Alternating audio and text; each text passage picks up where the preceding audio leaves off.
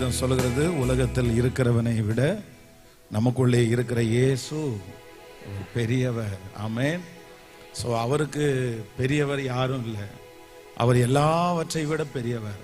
நம்முடைய சூழ்நிலையை விட இயேசு பெரியவர். நம்முடைய தேவைகளை விட இயேசு பெரியவர். நமக்கு இருக்கிற பிரச்சனையை விட இயேசு பெரியவர். அவர் ரொம்ப பெரியவர். அவருடைய ஆழம் யாரும் அறிய முடியாத ஆழம். ஒரே இரவில் ஆண்டவரால் எதையும் தலைகீழாய் மாற்றுவதற்கு ஆண்டவரால் முடியும். ஆமென். எனக்கு வேதத்திலே ரொம்ப சந்தோஷமான ஒன்று என்ன அப்படின்னு சொன்னா, ஜஸ்ட் அவ்வளோதான். அந்த ஊரில் பஞ்சம் பிழைப்பதற்காக தன்னுடைய மாமியாரோடு போன ரூத் அந்த அந்த அந்த இடத்துல போகும்போது பொறுக்கிறார். அப்படின்னா வேலைக்காரர்கள் சிந்தி போடுறத, எஜமானன் சிந்தி போடுறத அல்ல, வேலைக்காரங்களை சிந்தி போடுறத பொறுக்கிறதுக்கு போறாங்க. வேலைக்காரங்க எவ்வளவு சிந்திர போறாங்க? எஜமானன் சிந்தனா கூட அவருக்கு என்ன இருக்குன்னா அதுல உரிமை இருக்குது. அவர் வேணா எவ்வளவு வேணாலும் எக்ஸ்ட்ரா கூட போட்டுக்கலாம். ஆனா வேலைக்காரங்க அப்படி சிந்த முடியாது. ஏன் அப்படின்னா எஜமானனுக்கு அவங்க கணக்கு கொடுக்கணும். நீ எப்படிப்பா அவ்வளவு கோதுமையை சிந்துவ? அந்த கோதுமையை பொறுக்க போனவங்க தான் யார் அப்படின்னா ரூத். ஆனா அந்த இடத்துக்குள்ள என்ட்ராகும் போது அவங்க இந்த இடத்துக்கு நான் ஓனராக போறேன், இந்த இடத்தினுடைய ஓனரை தான் நான் கல்யாணம் பண்ண போறேன் அப்படின்னு எதுவுமே அவங்களுக்கு தெரியாது. அவங்க மனசுலயோ அவங்களுடைய எண்ணத்திலேயோ அப்படிப்பட்ட ஒன்று வந்ததே இல்லை. ஆனால் வேதம் சொல்லுகிறது, நீ நினைப்பதற்கும் வேண்டிக் கொள்வதற்கும் அதிகமாய் செய்கிற கர்த்தர். நான் நம்புறேன் பாஸ்டர் ஒருவேளை இந்த ஊழியத்தை 36 இயர்ஸ் 36 வருடத்துக்கு முன்பாக அவங்க ஆரம்பிக்கும் போது அது அற்பமான ஆரம்பம். சரி, இப்படி ஒரு ஆலயம் வரும், இவ்வளவு ஆயிரக்கணக்கான ஜனங்கள் இந்த இடத்துல வருவாங்க, என் பிள்ளை அடுத்து இந்த ஊழியத்தை சிறப்பா ஆண்டவருடைய ஊழியத்தை செய்வாங்க அப்படின்ற ஆரம்பத்துல அவங்களுக்கு கண்டிப்பா தெரிஞ்சிருக்காது. ஆனா நான் நம்புறேன் ஆண்டவருடைய ஒரு பெரிய திட்டம் இந்த ஊழியத்துல இருந்ததுனால கர்த்தர் கைவிடவே இல்லை. ஹல்லேலூயா. இந்த சத்தத்தை கேட்கிற நீங்க இன்னைக்கு ரொம்ப அற்பமா தெரியலாம், ரொம்ப அற்பமா தெரியலாம். நீங்க ஒண்ணும் இல்லாதது மாதிரி இருக்கலாம். நீங்க ஒருவேளை உங்களை குறிச்சு யோசிக்கும் போது நான் என்ன செஞ்சிட போறேன்னு நினைக்கலாம். உங்க பிள்ளைகளை குறிச்சு ஒருவேளை நீங்க யோசிக்கும் போது இவன் எப்படி வாழ்வானோ, இவனுடைய எதிர்காலம் எப்படி இருக்குமோ, இந்த பிள்ளை என்ன ஆக போகுதோ அப்படின்னு கூட நீங்க நினைக்கலாம். ஆனா நான் நம்புறேன், உன் நினைவுகள் என் நினைவுகள் அல்ல, உன் வழிகள் என் வழிகளும் அல்ல. நம்முடைய திட்டத்தை விட, நம்முடைய யோசனையை விட அப்பா நம்ம மேல வச்சிருக்கிற ரொம்ப அதிகமான யோசனை. ஹல்லேலூயா. ஆமென். நான் இந்த ஊர்ல தான் தெரியும், இந்த ஊர்ல தான் பிறந்தேன். அப்போ எங்க பாஸ்டருடைய வார்த்தையை நான் தட்டுனதே இல்லை. அப்போ நான் பர்சனலா ஊழியத்துக்கு ஒரு அழைக்கப்பட்டவன் அப்படியெல்லாம் கிடையாது. ஸோ வசனத்தை ஆண்டவர் பேசி ஊழியத்துக்கு வா அப்படின்ற அந்த அனுபவம் எல்லாம் இல்லை. எங்க பாஸ்டர் சொன்னாரு, பைபிள் காலேஜுக்கு போறியான்னு சொன்னாரு, சரின்னு சொல்லிட்டேன். அப்போ எனக்கு சர்ச்சில் ரொம்ப நெருக்கமான ஒரு ஃப்ரெண்ட் இருந்தான். எனக்கு ரொம்ப, நாங்க 2 பேரும் தான் சர்ச்சுக்கு போவோம். நாங்க 2 பேரும் தான் சர்ச்சு முடிச்சுட்டு ஒருத்தருக்கு ஒருத்தர் பேசிட்டே போவோம். அன்னைக்கு பாஸ்டர் பேசின செய்தியை பேசுவோம். உடனே நான் அவன்கிட்ட சொன்னேன், டேய் பாஸ்டர் பைபிள் காலேஜுக்கு போக சொல்றாரு, எனக்கு ஊழிய அழைப்பு இருக்கா இல்லையானே எனக்கு தெரியலடா அப்படின்னு சொன்ன உடனே அவன் சொன்னான், சரி அப்படின்னா ஒரு டெஸ்ட் வைக்கட்டுமான்னு கேட்டான். உனக்கு ஒரு எக்ஸாம் மாதிரி ஒன்று வைக்கட்டுமா, அதுல நீ ஜெயிச்சிட்டேன்னா நீ ஊழியத்துக்கு நீ அழைச்சிருக்கிற, இல்லை அப்படின்னா நீ ஊழியத்துக்கு போறதுக்கு லாய்க்கு இல்லை அப்படின்னு சொன்னான். எனக்கு உடனே கண்டிப்பா நீ பண்ணுப்பா அப்படின்னு சொன்ன உடனே ஒரு பேப்பர் எடுத்து ஒரு 3 இங்கிலீஷ்ல ஒரு 3 வேர்டு எழுதினான். எழுதிட்டு இதை வாசிச்சிரு அப்படின்னு சொன்னான். நானும் ஒரு 5 நிமிஷம் திரும்ப திரும்ப திரும்ப திரும்ப அதை வாசிச்சேன். எனக்கு புரியவே இல்லை, அவன் என்ன எழுதியிருக்கானே எனக்கு தெரியல. அப்போ இல்லடா நான் ஃபெயில் ஆயிட்டேன், என்னால வாசிக்க தெரியல அப்படின்னு சொன்ன உடனே அவன் சொன்னான், ஏண்டா பிரைஸ் தி லார்ட் அப்படின்னு எழுதியிருக்கு, இதுல PRAISE பிரைஸ் தி லார்ட் அதுல எழுதியிருக்கு. இந்த பிரைஸ் தி லார்ட் எழுதி இருக்கிறத எனக்கு வாசிக்க தெரியல. உடனே அவன் சொல்றான், ஏன்னா பிரைஸ் தி லார்டே வாசிக்க தெரியல, நீ எப்படா ஊழியத்துக்கு போயிட்டு படிச்சு முடிச்சுட்டு நீ பாஸ்டர் ஆக போற, எனக்கு என்னமோ சந்தேகமா இருக்கும் அழைப்புல அப்படின்னா. என்னுடைய துவக்கம் இப்படிதான் இருந்துச்சு. ஆனா ஆண்டவருக்கு இப்படி ஒரு திட்டம் இருக்கும், ஆண்டவர் இப்படி நடத்த போறார் அப்படின்னு சொல்லி எனக்கும் தெரியாது, என் நண்பனுக்கும் தெரியாது, என் பெத்தெடுத்த அம்மா அப்பாவுக்கும் தெரியாது. ஆனா ஆண்டவர் அவ்வளோ பெரிய திட்டத்தை கர்த்தர் என் மேல வச்சிருந்திருக்கிறார். அதனால இன்றைக்கு இந்த சபை ஜனங்களை சபையினுடைய ஊழியக்காரர் எல்லாருக்கும் ஆண்டவர் வந்து, நான் நம்புறேன், கர்த்தர் நம்முடைய நினைவை விட பெரிய திட்டத்தை ஆண்டவர் வச்சிருக்கிறார். இன்றைக்கு உங்க பிள்ளைங்க ஒருவேளை உதவாக்கரையா இருக்கலாம். நீங்க ஒருவேளை நினைச்சு பார்க்கும்போது நான் பிரயோஜனமே இல்லைன்னு நீங்க நினைக்கலாம். உங்களுக்கு ஒரு ஹோப்பே இல்லாம இருக்கலாம். இன்னைக்கு பார்க்கிற சூழ்நிலையை பார்த்தா நீங்க வாழ்றதுக்கே கடினமா இருக்கலாம். நான்லாம் எங்க பாஸ்டர் வளர போறேன், நான்லாம் எங்க உயர போறேன், என் பிள்ளை எப்படி ஆவானோன்னு நீங்க நினைக்கலாம். ஆனா உண்மையிலே நான் இந்த பலிபீடத்திலிருந்து ஆண்டவருடைய வார்த்தையை சொல்றேன். சீக்கிரத்திலே இந்த திருச்சபை எப்படி ஆண்டவர் வளர்த்திருக்கிறாரோ, எப்படி உயர்த்திருக்கிறாரோ, அதே போல ஆண்டவருடைய திட்டம் உங்க மேல ரொம்ப பெருசு. ஆண்டவருடைய திட்டம் உங்க மேல ரொம்ப பெருசு. ஆமென், ஹல்லேலூயா.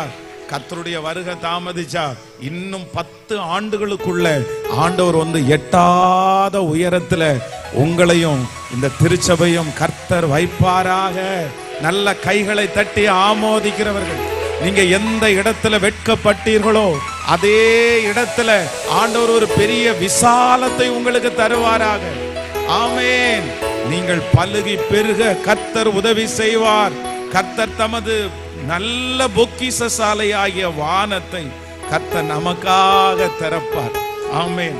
சோ எல்லாரும் இந்த பாட்டை வந்து எனக்கு ரொம்ப பிடிச்ச பாட்டு. கர்த்தர் பெரியவர். ரொம்ப ஈஸியான பாட்டு தான். கர்த்தர் பெரிய. பாஸ்டர் ஏற்கனவே சொல்லிட்டாரு. பாஸ்டர் நேற்றைக்கு 2 நாள்ல கன்வென்ஷன் ரொம்ப அழகா முடிச்சிட்டோம். இன்னைக்கு எல்லாருமே ஃபங்க்ஷன் மோட்ல முடிச்ச உடனே எல்லாருக்குமே ஃபுட்டு. அவங்க இங்க வந்து பார்த்தாலும் அப்படிதான். நீங்க எல்லாம் நல்ல யூனிஃபார்ம்ல ரொம்ப அழகா எல்லாருமே ஒரு ஃபங்க்ஷனுக்கு வர மாதிரி தான் வந்திருக்கிறீங்க. அதனால ரொம்ப நேரம் உங்களோட பேசி நான் அப்படி இது பண்ணாம உங்க எல்லாரையும் அப்படி ஜெபம் பண்ண வச்சு சந்தோஷமா நம்ம இன்னைக்கு இந்த ஃபங்க்ஷனை முடிக்க போறோம். ஆமென். இந்த திருச்சபையோட ஆண்டவர் இருக்கிறார். பாஸ்டரோட ஆண்டவர் இருக்கிறார். உங்களோட ஆண்டவர் இருக்கிறார்.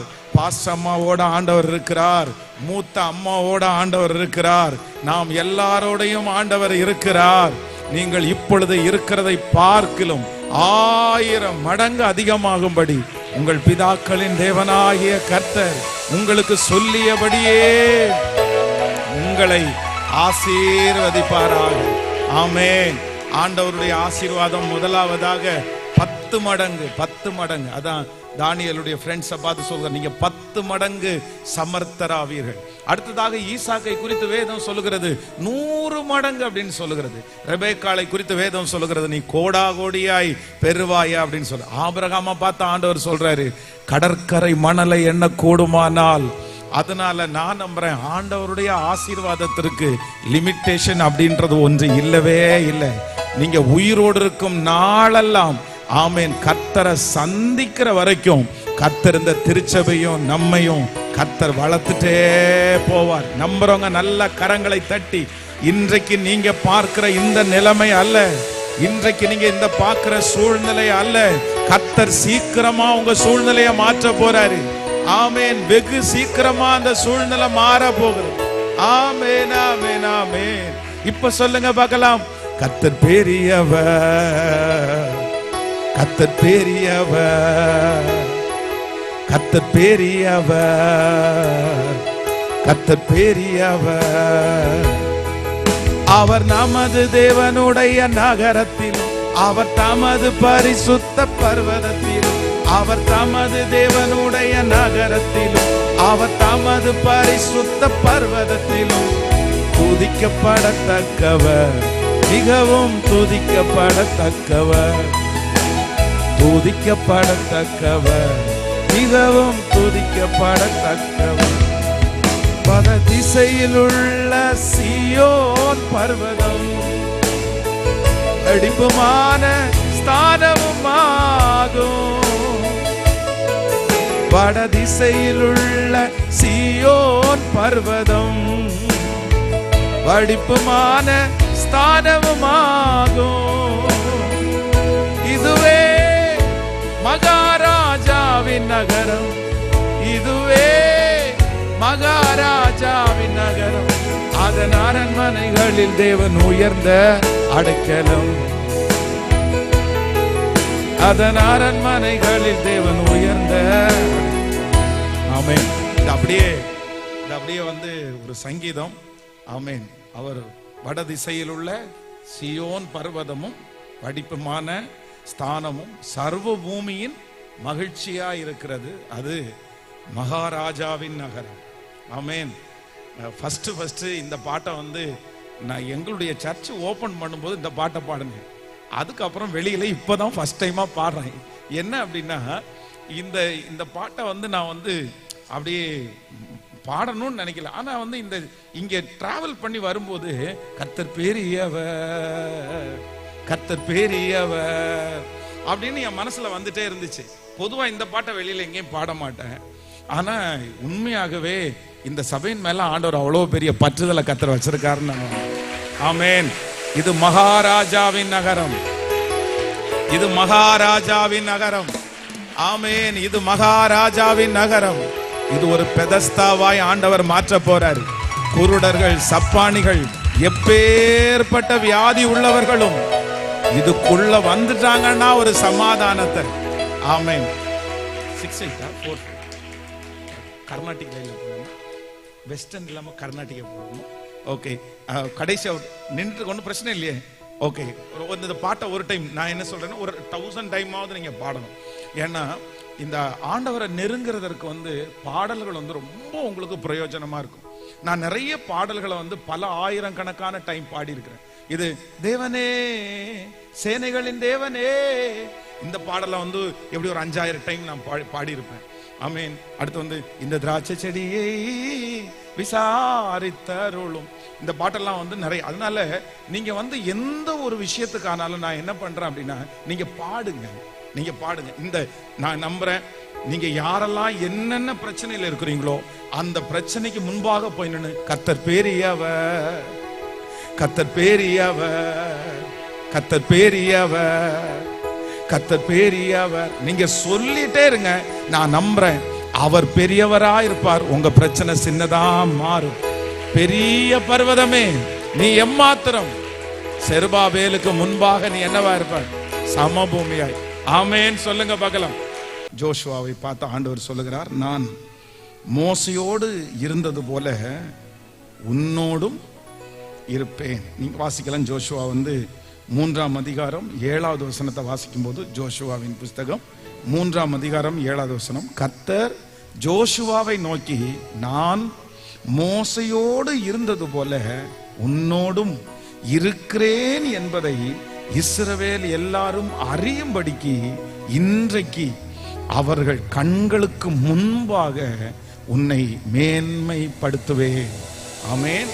இந்த ஆண்டு நம்முடைய திருச்சபைக்காக இந்த சபை நாளில் ஆண்டவர் கொடுக்கிற ஒரு நல்ல வாக்குத்தத்தம், கர்த்தர் ஜோஷுவாவை நோக்கி, நான் மோசையோடு இருந்தது போல உன்னோடும் இருக்கிறேன் என்பதை இஸ்ரவேலர் எல்லாரும் அறியும்படிக்கு இன்று அவர்கள் கண்களுக்கு முன்பாக உன்னை மேன்மைப்படுத்தினேன். ஆமேன். வேதத்துல வந்து பெரிய பெரிய டாப் மோஸ்ட் தலைவர்கள் இருக்கிறார்கள். அதுல மிக ரொம்ப முக்கியமான தலைவர் யார் அப்படின்னா, மோசே வந்து ரொம்ப பெரிய தலைவர். இவர் வந்து சாதாரணமா நம்ம மதிப்பு போடவே முடியாது. அவர் பிறக்கும் போதே ரொம்ப வித்தியாசமாய் அழைக்கப்பட்டவர். அப்படிதான். அவர் பிறக்கும் போது அவரோட பிறந்த நிறைய பிள்ளைங்க வந்து நைல் நதியில போட்டு கொல்லப்படுகிறார்கள். நிறைய பேர் பட்டயத்தால கொல்லப்படுகிறார்கள். அப்போ வந்து பெண் பிள்ளைகள் நிறைய பேர் உயிரோடு இருந்தாங்க. ஆண் பிள்ளைகள் எல்லாரையுமே கொல்லுவதற்கான ஒரு சட்டம் வந்து அந்த தேசத்துல உண்டாயிருச்சு.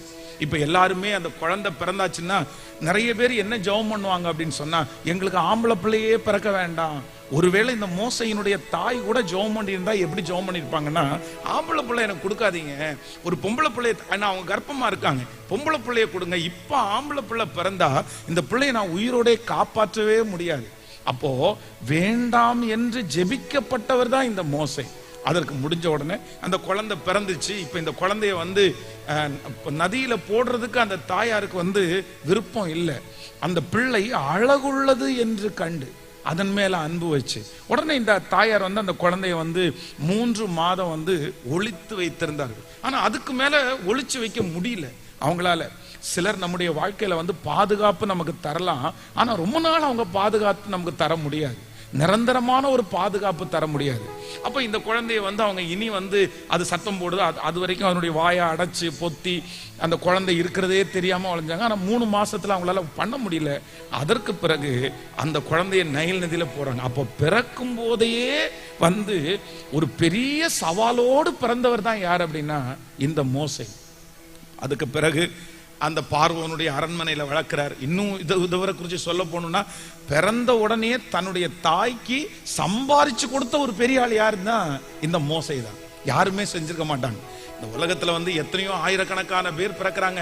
ஆனா வந்து பிறந்த கொஞ்ச நாளில பார்வோனுடைய வீட்டுக்கு போனோம்னா பார்வன் என்ன சொல்றாரு, பார்வோனுடைய குமாரத்தை சொல்றாங்க, இந்த பிள்ளையை எனக்காக நீ வளர்த்து கொடு, நான் உனக்கு என்ன தர்றேன். யார் பிள்ளை இது? அவங்களுடைய சொந்த பிள்ளைய வளர்த்துறதுக்கு அவங்க ஆசைப்படுறாங்க, சம்பளமும் கிடைக்குது பாருங்களேன். அப்போ இவனுடைய பிறப்பு, இவனுடைய வளர்ப்பு ரொம்ப வித்தியாசமானது. அதற்கு பிறகு பார்வோனுடைய வீட்டில் இருக்கிறதுனால, அரண்மனையில இருக்கிறதுனால எல்லாத்துலயுமே அவர் வந்து பெஸ்ட். அப்படின்னா எல்லாத்துலயும் தேர்னவர். நல்ல சாப்பாடு, நல்ல கிளைமேட், எல்லா சூழ்நிலையும் அவருக்கு இருக்குது.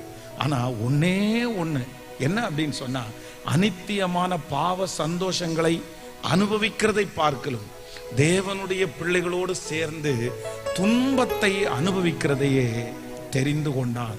இந்த ஒரு விஷன் தன்னை நல்ல இடத்துல ஆண்டவர் பிறக்க வச்சாரு. எல்லாரும் சாகும்போது அவனை உயிரோட ஆண்டவர் வச்சாரு. அவன் பிறக்கும் போதே தன்னுடைய தாயாருக்கு சம்பாரிச்சு போடுற ஒரு பர்சனா இருந்தாரு. ஆனாலும் அதை வந்து பிளஸ் பாயிண்டா எடுத்து நான் இப்படி வளரணும் அப்படின்னு நினைக்காம, அந்த மனுஷனுக்குள்ள என்ன இருக்கு அப்படின்னு சொன்னா, எனக்கு இந்த பாவம் எல்லாம் வேண்டாம், எனக்கு கஷ்டப்பட்டா கூட பரவாயில்ல, நான் எப்படி வாழணும்னா பரிசுத்தமா வாழணும். இந்த ஒரே ஒரு தரிசனம் இந்த மோசையை எங்க கொண்டு போய் நிறுத்திடுச்சு அப்படின்னா, 20 லட்சம் ஜனங்களுக்கு தலைவனாய் நிறுத்திடுச்சு.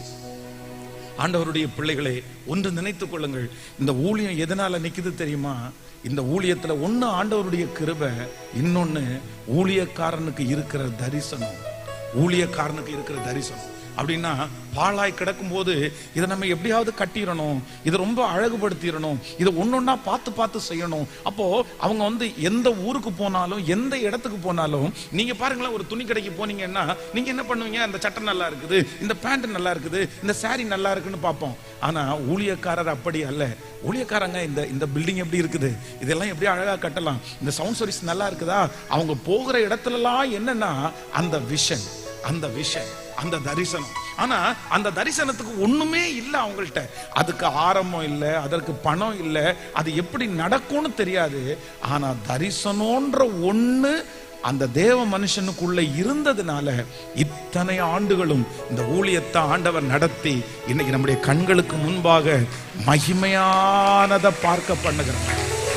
அப்போ இன்னைக்கு இந்த ஆனிவர்சரியில எல்லாரும் எதுக்காக ஜெபிக்கணும்னா, உங்களுக்கு ஒரு பெஸ்ட் தரிசனம் ஒண்ணு வேணும். நம்ம ஏன் மற்றவங்களை குறை பேசிட்டு இருக்கோம், இல்ல மற்றவங்கள்ட்ட எப்படி நம்ம பேசிட்டே இருக்கிறோம், நம்ம ஏன் மொபைல ரொம்ப நேரம் யூஸ் பண்றோம், நம்ம ஏன் மற்றவங்கள மாதிரி இல்லைன்னா, நிறைய பேருக்கு தரிசனமே இல்லை.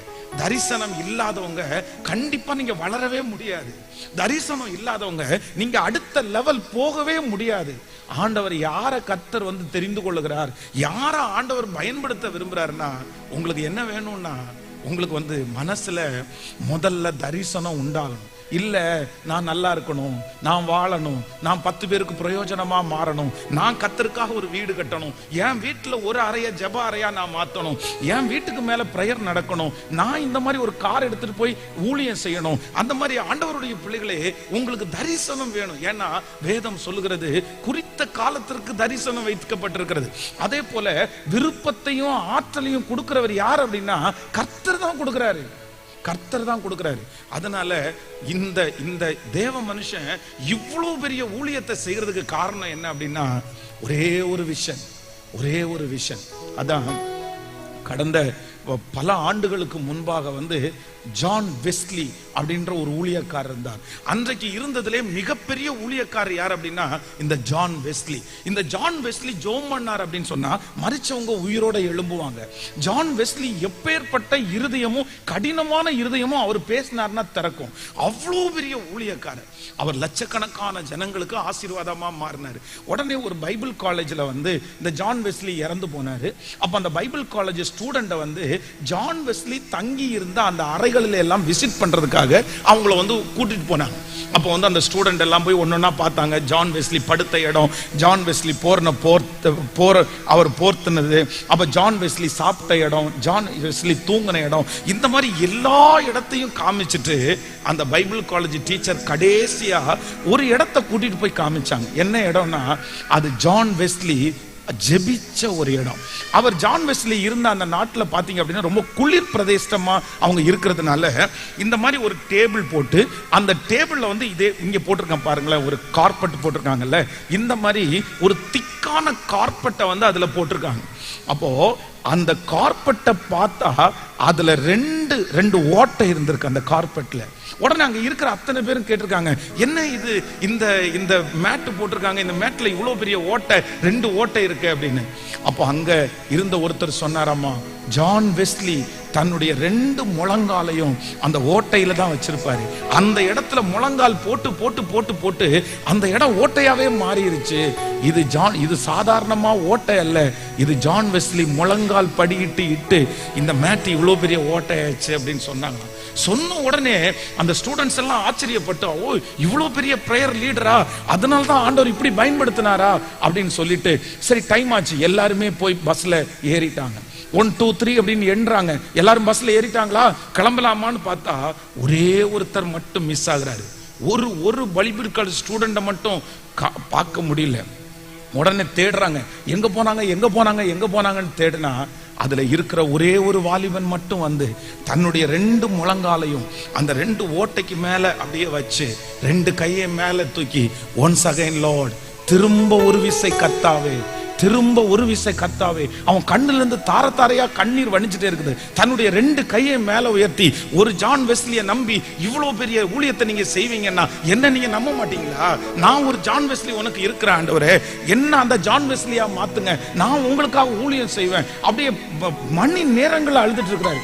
அப்ப வந்து அவனை கூட்டிட்டு போன அந்த போதுண்டா டைம் ஆகுது அப்படின்னு சொல்லி வலுக்கட்டாயமா அந்த வாலிபனை தூக்கி, இல்ல நீங்க போலாம் அப்படின்னு சொல்லி கிளம்பி போறாங்க. ஆனாலும் அந்த வாலிபனுக்குள்ள திரும்ப திரும்ப ஒலிச்ச ஒரு வார்த்தை என்னன்னா, ஒன்ஸ் அகைன் லார்ட், இன்னொரு ஜான் வெஸ்லி உங்களுக்கு உண்டு, இந்த காலத்துல இருக்கிற ஜான் வெஸ்லி உண்டு, நான் உங்களுக்கு ஒரு ஜான் வெஸ்லியா இருப்பேன். வளர்ந்தான். அவன் ஊழியத்துல வளர்ந்து அவர்தான் உலகத்தையே கலக்குன பில்லி கிரஹாம் என்கிற ஒரு மிகப்பெரிய தேவனுடைய ஊழியர். அவர் இங்கிருந்து பிரசங்கம் பண்ணும்போது 500 கிலோமீட்டர் 1000 கிலோமீட்டருக்கு அந்த பக்கத்துல அற்புதம் நடக்கும். அந்த நாட்களில் எல்லாம் பெரிய பெரிய கட்டடங்கள் இல்லை, ஒரு டிவி மட்டும்தான் இருக்கும், ஒரு வீடியோ இருக்கும். இங்க அவர் பிரசங்கம் பண்ணுவாரு, அங்க சப்பானி எழும்பி நடப்பான், அங்க மரிச்சவங்களுக்கு அற்புதம் நடக்கும். இப்படி ஒரு மிகப்பெரிய ஊழியத்தை செய்தவர் தான், அவ்வளோ பெரிய ஊழியத்தை செஞ்சவர் பில்லி கிரஹாம். கடந்த சமீபத்தில் சில ஆண்டுகளுக்கு முன்பாக தான் மரிச்சார். அதனால ஆண்டவர் இன்றைக்கு இந்த சத்தத்தை கேட்கிற இன்னைக்கு இந்த சபை நாளில் உங்க எல்லாருக்கும் கேட்கிறேன். நான் என்ன சொல்றேன்னா, உங்களுக்கு என்ன பிரதர் தரிசனம் இருக்குது, அம்மா உங்களுக்கு என்னம்மா தரிசனம் இருக்குது, வாலிப தம்பி தங்கச்சி உனக்கு என்ன தரிசனம் இருக்குது, நீ எதை நோக்கி ஓடிட்டு இருக்க, எதை நோக்கி, உனக்கு ஏதாவது ஒரு விஷன் இருக்கா, நீ ஏதாவது ஒண்ணு யோசிக்கிறியா, நீ ஏதாவது ஒரு டார்கெட்டை நீ வச்சிருக்கிறியா? உலகத்துல இருக்கிறவங்களை பாருங்க, ரட்சிக்கப்படாதவங்களை பாருங்க, பைபிளை தூக்காதவங்களுக்கு அவங்களுக்கு கூட ஒரு தரிசனம் இருக்குங்க, ஆனா நம்ம நிறைய பேருக்கு என்ன இல்லைன்னா ஒரு தரிசனமுமே இல்லை. நான் வந்து இன்னைக்கு கோயம்புத்தூர்ல ஊழியம் பண்றேன். அந்த கோயம்புத்தூர்ல ஊழியத்திற்காக போகும்போது ஒண்ணுமே இல்லை, வெறுங்கையா தான் போனேன். ஆனா இன்னைக்கு பாத்தீங்கன்னா 100கணக்கான டைரி இருக்குது.